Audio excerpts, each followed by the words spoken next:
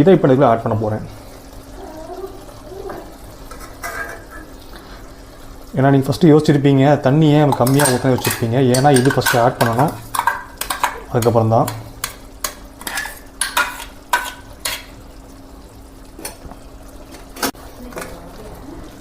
So திருப்பி கலக்கும் போதும் ரொம்ப ஸ்பீடாக கலக்கிடாதீங்க.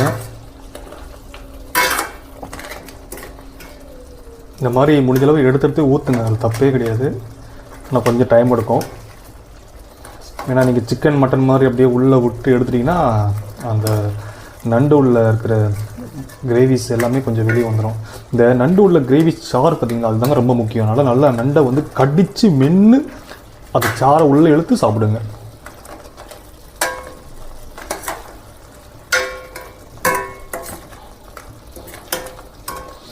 இது கண்டிப்பாக வாரத்தை ஒரு நாள் சேர்த்துக்கோங்க.